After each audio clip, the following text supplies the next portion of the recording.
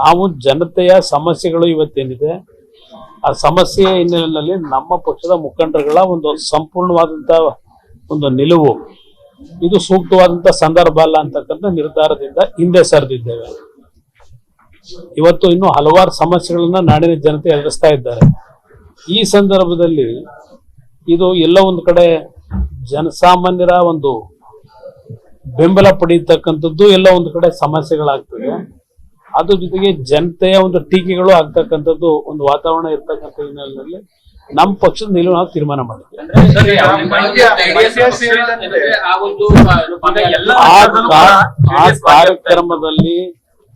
ಆ ಕಾರ್ಯಕ್ರಮದಲ್ಲಿ ಜನತೆಯ ಭಾವನೆಗಳು ಮುಖ್ಯ. ನನಗೆ ಆ ಭಾಗದ ಜನರ ಭಾವನೆ, ನಾಡಿನ ಜನತೆಯ ಸಮಸ್ಯೆಗಳು ಇದು ಮುಖ್ಯ ನನಗಿಲ್ಲಿ. ಪಾದಯಾತ್ರೆ ಮುಖಾಂತರ ನಾವು ಮಾಡತಕ್ಕಂಥದ್ದು ಏನಿದೆ, ಲೀಗಲ್ ಬ್ಯಾಟಲ್ ನಲ್ಲಿ ಹಲವಾರು ರೀತಿಯಲ್ಲಿ ಅವಕಾಶಗಳಿದೆ. ಪಾದಯಾತ್ರೆ ಹೋಗ್ತೀವಿ, ಮೈಸೂರಿಗೆ ಪಾದಯಾತ್ರೆ ಮುಗಿಸ್ತೀವಿ, ನಂತರ ಏನು ಇದೆಲ್ಲ ಇದೆ. ಇದೆಲ್ಲ ನಾನು ಈಗ ಚರ್ಚೆ ಮಾಡ್ಲಿಕ್ಕೆ ಹೋಗಲ್ಲ. ಆದ್ರೆ ನಮ್ಮ ಪಕ್ಷದ ನಿಲುವು ಇಷ್ಟಿತ್ತು. ಹೇಳಿಕೆ ಕೊಟ್ಟಿದ್ರು, ಮೈತ್ರಿ ಸರ್ಕಾರ ಮೈತ್ರಿಯಿಂದನೇ ನಾವು ಪಾದಯಾತ್ರೆ ಮಾಡ್ತೀವಿ ಅಂತ ಹೇಳಿ ಸಡನ್ ಆಗಿ ಈ ರೀತಿ ಹೇಳಿಕೆ ಕೊಡ್ತಾ ಇರ್ತಾರೆ. ನಮ್ಮ ಪಕ್ಷದ ನಿಲುವು ನಾನು ಹೇಳ್ತಾ ಇದ್ದೀನಿ. ಅಲ್ಲಿ ಏನ್ ಪ್ರಕೃತಿಯ ವಿಕೋಪದಲ್ಲಿ ಏನೇನ್ ಡ್ಯಾಮೇಜ್ ಆಗ್ತಿದೆ ನೋಡ್ತಾ ಇಲ್ವಾ?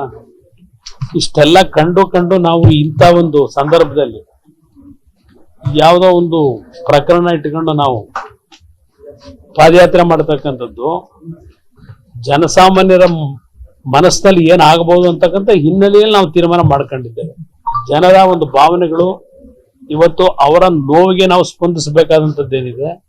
ಇಂಥ ಸಂದರ್ಭದಲ್ಲಿ ರಾಜಕೀಯವೇ ನಮಗೆ ಪ್ರಾಮುಖ್ಯ ಅಲ್ಲ.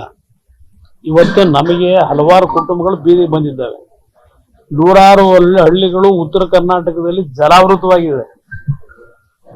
ಇಂಥ ಸಂದರ್ಭದಲ್ಲಿ ನಾವು 10 ದಿವಸ ಪಾದಯಾತ್ರೆ ಹೋದ್ರೆ ಅದು ಯಾರು ಮೆಟ್ಟಾರೋ ಗೊತ್ತಿಲ್ಲ ನನಗೆ. ನಾವು ಯಾವ ಕಾರಣಕ್ಕೂ ಕೊಡೋದಿಲ್ಲ. ಯಾಕೆಂದ್ರೆ ಒಂದ್ ನಿಮಿಷ ಇಲ್ಲಿ ನಮ್ಮನ್ನ ವಿಶ್ವಾಸಕ್ಕೆ ತೆಗೆದುಕೊಳ್ಳದೆ ಇದ್ದಾಗ ಬೆಂಗಳೂರಿನಿಂದ ಮೈಸೂರಿನವರೆಗೆ ನಮ್ಮ ಶಕ್ತಿ ಇರ್ತಕ್ಕಂಥದ್ದು ಅಷ್ಟೆಲ್ಲ ಇದ್ದು ವಿಶ್ವಾಸಕ್ಕೆ ತೆಗೆದುಕೊಳ್ಳದೆ ಹೋದ ಮೇಲೆ ಸರಿಯಾದ ರೀತಿಯಲ್ಲಿ ನಾವ್ಯಾತಿಗೆ ಬೆಂಬಲ ಕೊಡಬೇಕು? ರಾಜಕಾರಣ ಮಾಡೋದು ಬೇರೆ, ಚುನಾವಣೆಗಳು ಬಂದಾಗ ಬೇರೆ ಒಟ್ಟಿಗೆ ಇರ್ತಕ್ಕಂಥದ್ದು. ಆದರೆ ಇವತ್ತಿನ ಈ ರೀತಿಯ ಕಾರ್ಯಕ್ರಮದಿಂದ ಸಾಧನೆ ಏನ್ ಮಾಡ್ತೀವಿ? ಏನ್ ಸಾಧನೆ ಮಾಡ್ಲಿಕ್ಕೆ ಸಾಧ್ಯ? ಇದು ನನ್ನ ಮನಸ್ಸಿಗೂ ನೋವಾಗಿದೆ.